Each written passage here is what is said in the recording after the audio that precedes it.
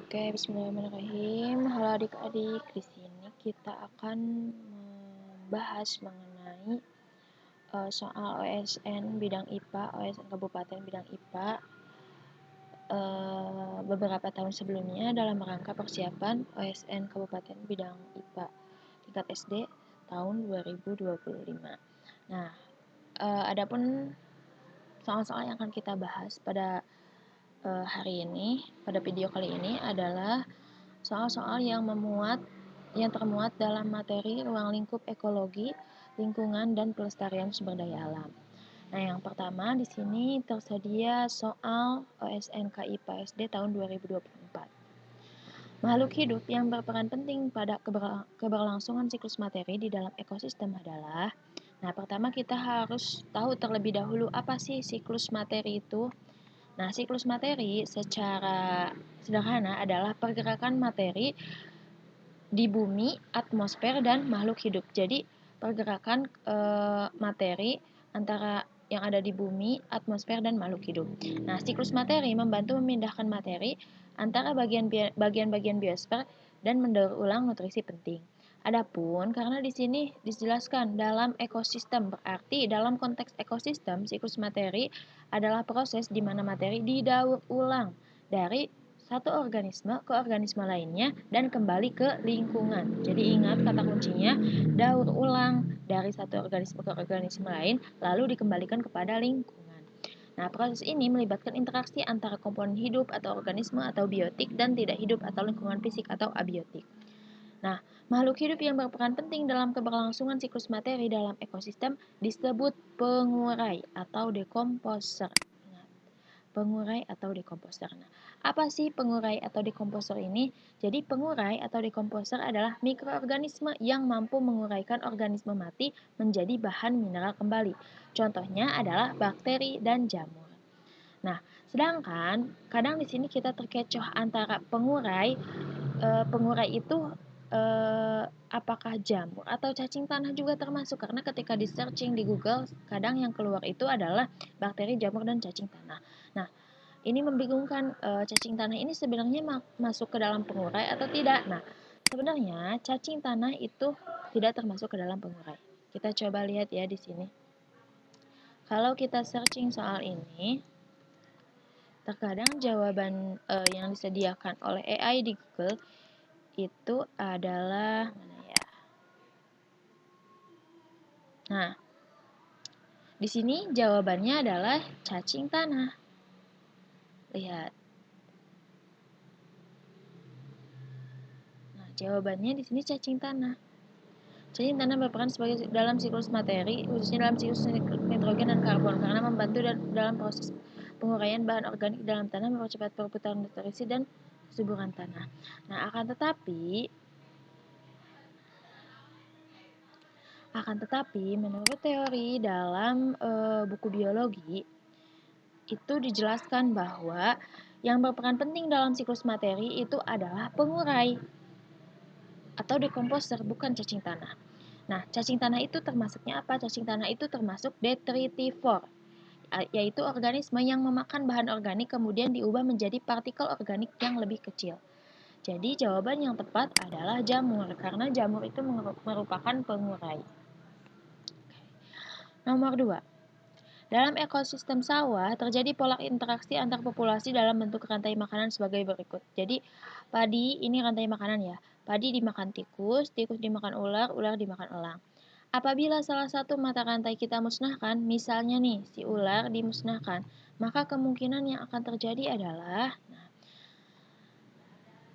lihat dalam rantai makanan ini, ya pertama kita harus terlebih dahulu tahu apa itu rantai makanan. Jadi rantai makanan adalah suatu rangkaian peristiwa makan dan dimakan antar organisme dalam suatu ekosistem sehingga membentuk tingkatan tropik. Nah, di sini padi, tikus, ular, dan elang. Nah, padi di sini bertindak sebagai produsen atau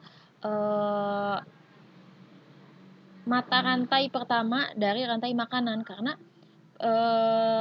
mata rantai pertama dari rantai makanan itu harus merupakan tumbuhan, karena tumbuhan mampu membuat makanannya sendiri. Makanya di sini adalah mata rantai pertamanya adalah padi sebagai produsen atau yang memproduksi makanan pertama kali. Nah, padi itu dimakan oleh konsumen pertama. Konsumen pertama ini biasanya adalah jenis hewan yang memakan tumbuhan atau herbivora. Jadi di sini yang memakan padi adalah tikus. Nah, sementara itu, konsumen kedua itu biasanya adalah karnivora, karena kan tadi konsumen pertamanya itu adalah hewan pemakan tumbuhan. Nah, makhluk hidup apa yang memakan hewan? Berarti makhluk hidup yang harus mampu memakan daging atau karnivora. Di sini adalah yang memakan tikus adalah ular. Nah, yang memakan ular adalah elang sebagai konsumen ketiga. Nah, di sini untuk menganalisis jika salah satu mata rantai kita musnahkan, misalnya nih, di sini ular dimusnahkan. Nah, apa yang akan terjadi? Ketika ular tidak ada, maka artinya tikus ini akan semakin banyak karena tidak ada yang memangsa. Selain itu, elang justru makin sedikit karena tidak ada makanannya. Nah, tadi pertama itu tikus itu semakin banyak ya karena pemangsanya atau ularnya itu tidak ada. Berarti kita lihat di optionnya, kita lihat yang populasi tikus meningkat.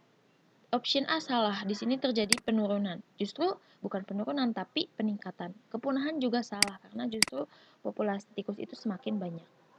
Terjadi kepunahan populasi ular akan diikuti dengan penurunan jumlah populasi tikus, ini juga salah. Nah, yang ini baru benar, terjadi peningkatan populasi tikus sehingga ketika populasi tikus meningkat, maka padi itu jadi akan semakin menurun, produktivitas padi akan menurun karena populasi tikusnya semakin banyak, maka padi ini banyak yang memburu. Karena tikusnya banyak, otomatis kebutuhan tikus akan makanan itu semakin besar. Makanya padi ini akan menurun. Jadi jawabannya adalah yang D.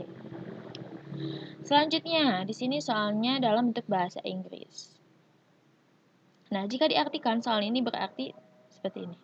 Apabila terjadi pencemaran zat-zat berbahaya di dalam air, burung pemangsa dan manusia sebagai tingkat trofik tertinggi adalah yang paling beresiko mengakumulasi zat-zat tersebut. Fenomena ini disebut dengan bioakumulasi, biomagnifikasi, bioremediasi, atau eutrophication. Oke, pertama, apa sih bioakumulasi? Bioakumulasi adalah proses di mana suatu organisme secara bertahap menimbun zat dalam tubuhnya, seperti pestisida atau bahan kimia lain. Ketika zat tersebut diserap lebih cepat daripada zat tersebut dapat dihilangkan.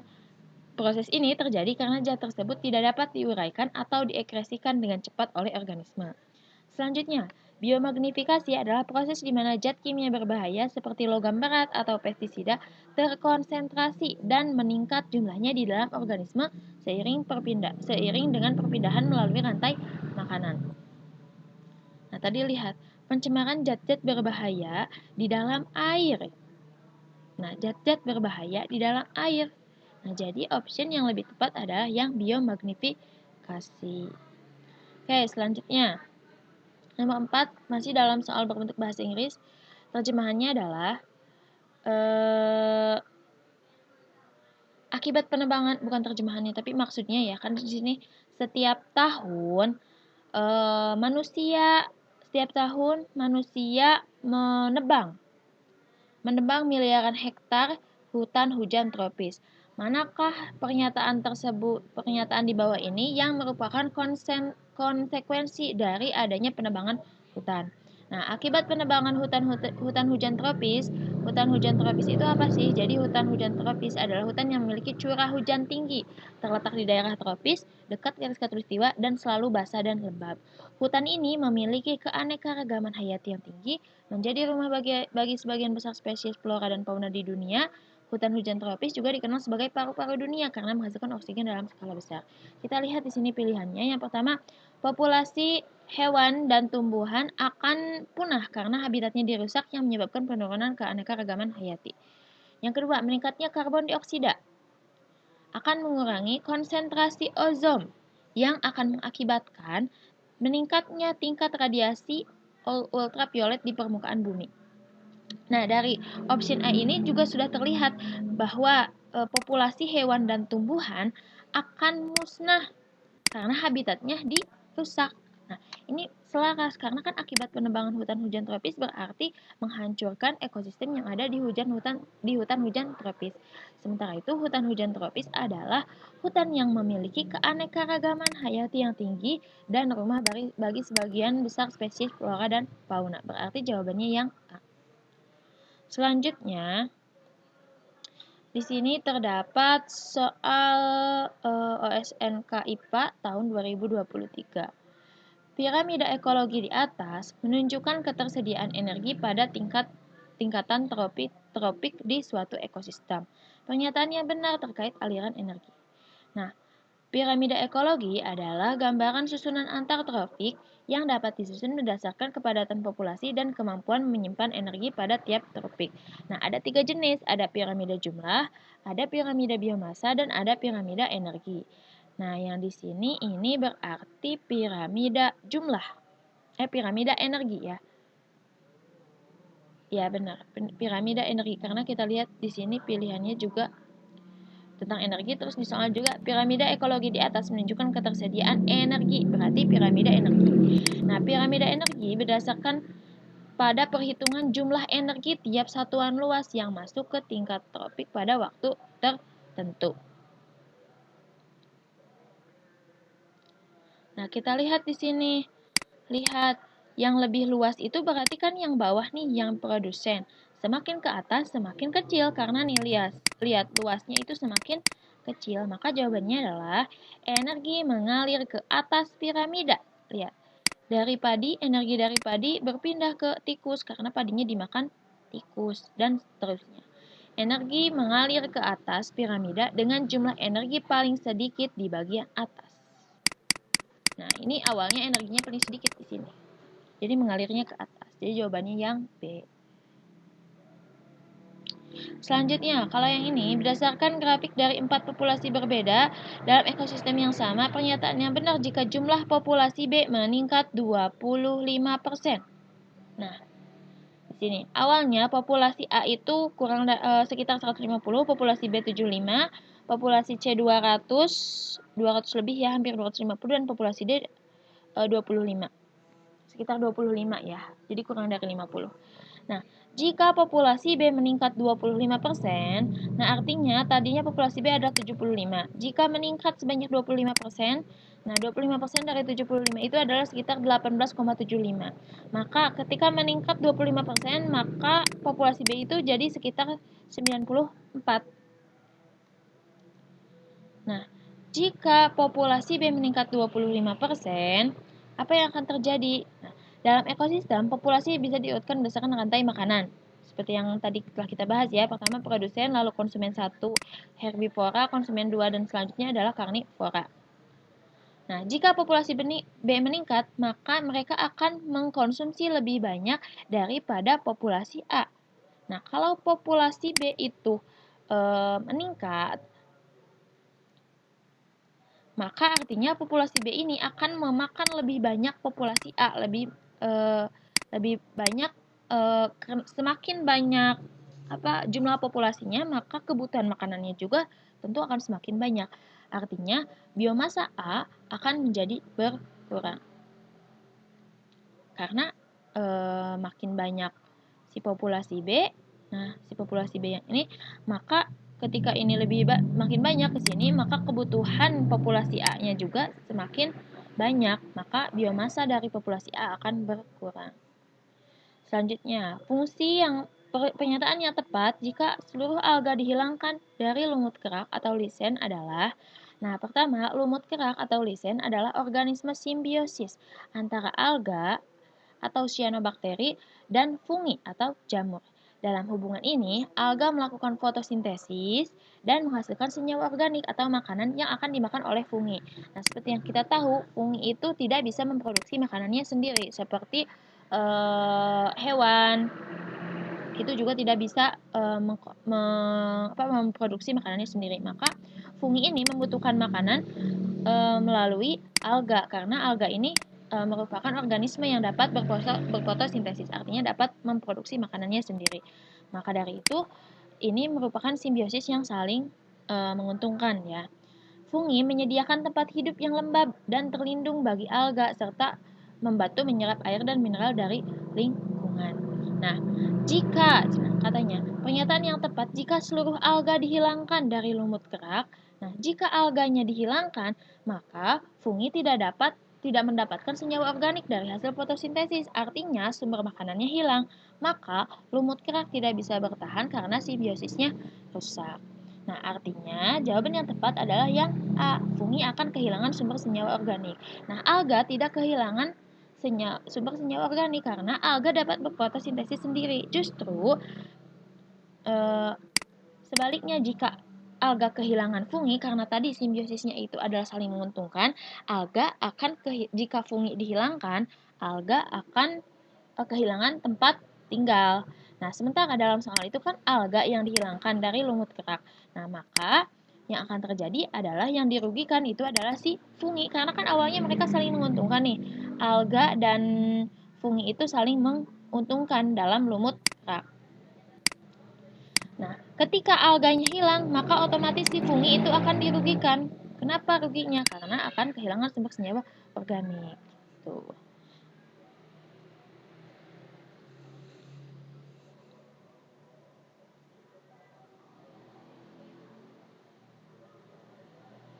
Selanjutnya, ini adalah soal OSNK IPA SD tahun 2021.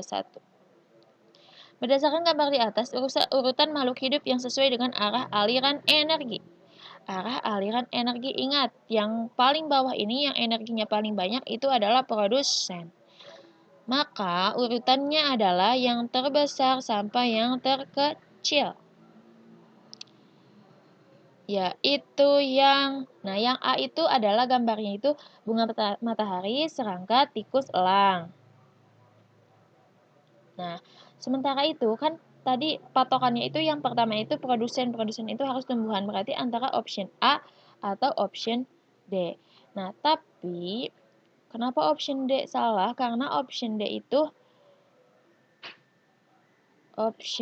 itu adalah konsumen primernya atau konsumen pertamanya itu adalah belalang. Sementara untuk option pertama itu option A itu konsumen pertamanya adalah serangga. Sebentar. Nah, sebenarnya belalang juga kan termasuknya herbivora atau pemakan tumbuhan. Nah, akan tetapi yang lebih tepatnya itu adalah biasanya bunga matahari itu pemakannya adalah serangga. Lihat. Kita lihat gambar yang kedua, ini serangganya sedang menyerap bunga, sedangkan belalang itu kan bukan tidak relevan ya, tidak cocok gitu ya dengan bunga matahari. Makanya option yang tepat adalah yang A. Karena dilihat dari gambar juga si hewannya ini, si serangganya ini sedang menyerap sari bunga. Oke, selanjutnya istilah berikut yang mendekati interaksi antara tumbuhan dengan herbivora. Ingat, herbivora itu adalah hewan pemakan tumbuhan. Nah, apa yang tepat? Mutualisme, komensalisme, predasi, atau parasitisme. Nah, mutualisme, komensalisme, dan parasitisme itu merupakan jenis-jenis dari simbiosis. Nah, pertama, interaksi antara tumbuhan dan herbivora adalah ketika herbivora memakan bagian dari tumbuhan untuk mendapat energi. Dalam hal ini, tumbuhan dirugikan, sementara herbivora diuntungkan. Nah, ini hampir mirip ya, ketika salah satu pihak diuntungkan dan yang lain dirugikan, itu mirip seperti parasitisme. Akan tetapi, penjelasannya, jawaban yang tepat adalah predasi. Kenapa? Karena predasi adalah interaksi di mana satu organisme predator memburu atau memakan organisme lain atau sebagai pemangsa. Dalam konteks ini, herbivora berperan sebagai predator dan tumbuhan sebagai mangsa. Meskipun predasi sering diasosiasikan dengan hewan memakan hewan lain, tetapi ini juga termasuk bentuk predasi. Kenapa bukan parasitisme? Nah, karena parasitisme itu berarti satu pihak diuntungkan dengan cara hidup di atau pada inangnya. Jadi, contohnya itu kayak benalu. Tahu benalu? Nah, benalu itu kan hidup menumpang di tumbuhan lain sebagai inangnya. Maka dirugikan dalam konteks ini bukan dirugikan karena dimakan, tapi diserap energinya untuk dia agar dia tetap hidup. Itu adalah konteks parasitisme, contohnya benalu. Nah, sedangkan ini kan diburu ya. Jadi si tumbuhan ini dimakan oleh herbivora, bukan bukan dimakan untuk dia. Jadi kalau misalkan parasitisme itu si hewannya ini atau si organisme yang merugikannya ini itu hidup dan menjadikan si organisme lainnya sebagai inang. Nah, dalam ini inang itu berarti rumah rumah sementara gitu. Rumah bagi dia agar bisa tetap tumbuh. Nah, sementara dalam konteks ini herbivora itu butuh makanan dan makanannya itu adalah tumbuhan. Artinya herbivora memburu suatu organisme yang mempunyai citra sebagai tumbuhan. Nah, makanya ini adalah bentuk predasi, bukan parasitisme. Nah, selanjutnya, gambar di atas merupakan ilustrasi dari terjadinya fragmentasi kawasan hutan oleh pembangunan jalan dari aktivitas manusia. Berikut adalah hewan yang memiliki potensi konflik dengan manusia paling rendah. Nah, elang adalah hewan yang bisa terbang. Fragmentasi habitat secara horizontal tidak terlalu berdampak bagi elang. Mereka tetap bisa terbang antara petak hutan, menjangkau wilayah luas tanpa harus melalui darat. Nah, ini kan kawasan hutan difragmentasi menjadi seperti ini.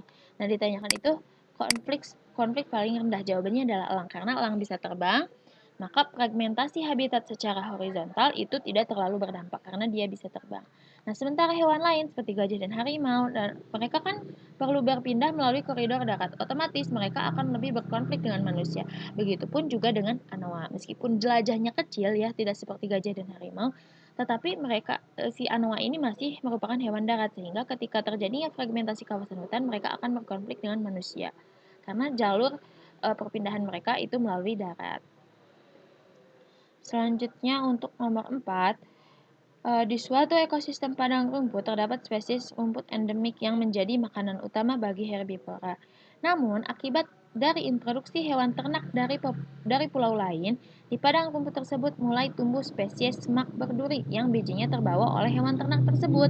Pertumbuhan spesies semak berduri tersebut sangat pesat dan mendominasi atau invasif dibandingkan dengan spesies rumput endemik di wilayah tersebut. Apabila kasus di atas dibentuk dalam bentuk grafik relung ekologi, maka gambar yang tepat.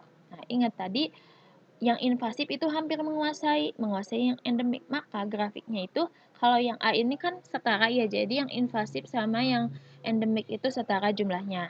Sedangkan yang ini berarti lebih mendominasi yang endemik. Yang C lebih mendominasi yang invasif, yang D itu hidup secara berdampingan gitu atau terpisah dan tidak saling mengganggu. Sementara dalam konteks soal dijelaskan bahwa namun akibat dari introduksi hewan ternak dari pulau lain di padang rumput tersebut mulai tumbuh spesies semak berduri yang bijinya terbawa oleh hewan ternak tersebut.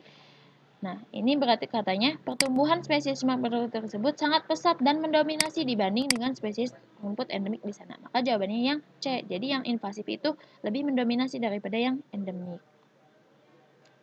Lanjut, istilah di bawah ini yang paling tepat menggambarkan interaksi antara semut dan kutu daun. Apakah komensalisme, protokooperasi, predasi, atau netralisme?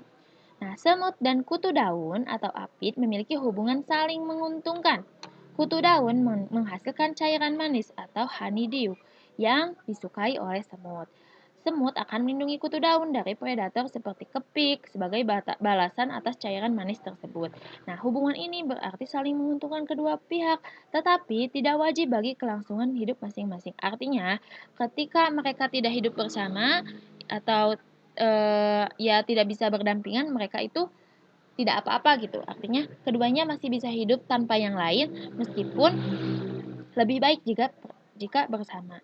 Nah, ini hampir mirip ya ketika saling menguntungkan itu kan mirip seperti simbiosis mutualisme.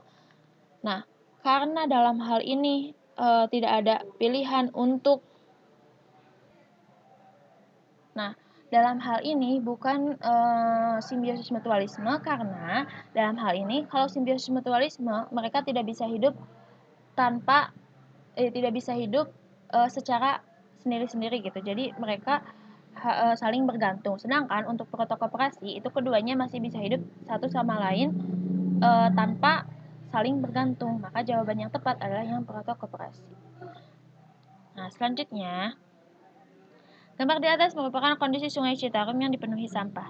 Berbagai upaya dilakukan oleh pemerintah untuk menanggulangi tercemarnya Sungai Citarum oleh berbagai macam sampah. Dampak yang ditimbulkan adalah, nah, di sini tampak bahwa ketika sungai dipenuhi oleh sampah, nah maka jika tidak segera dibersihkan, maka akan terjadi banjir di hulu Sungai Citarum karena air tidak dapat mengalir dengan baik karena adanya ini si sampahnya. Jadi option yang tepat adalah yang A, karena ketika tidak segera dibersihkan, si sampah-sampah ini tidak segera dibersihkan, maka akan terjadi banjir di hulu Sungai Citarum karena air yang ada di sini itu tidak dapat mengalir dengan baik. Nah, selanjutnya, istilah berikut yang paling tepat menggambarkan peran cacing terhadap sampah organik adalah, nah seperti yang tadi nomor 1, peran cacing itu adalah sebagai detritivor, yaitu organisme yang mampu memecah partikel lain menjadi partikel-partikel yang lebih kecil. Nah, kalau dekomposer itu pengurai, predator itu yang memburu makanan ya, memburu mangsa gitu. Sedangkan pengurai itu adalah nama lain dari dekomposer. Jadi jawaban yang tepat adalah A, detritivor. Oke, sekian untuk video pembahasan dalam ruang lingkup ekologi untuk soal OSNK bidang IPA selama 3 tahun terakhir. Semoga dapat jadikan pembelajaran bagi adik-adik semua yang sedang mempersiapkan OSNK bidang IPA untuk SD tahun 2025. Semangat!